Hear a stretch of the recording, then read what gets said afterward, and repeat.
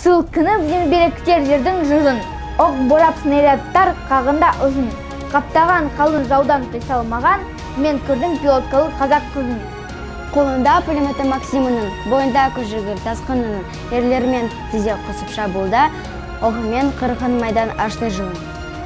Көзіне ұшқын ұртелі пұлданған, жауына қыхар тығып қатуланған отан үшін шайқасқан ауыр күнде түнсе де өлім қаупі жасымаған.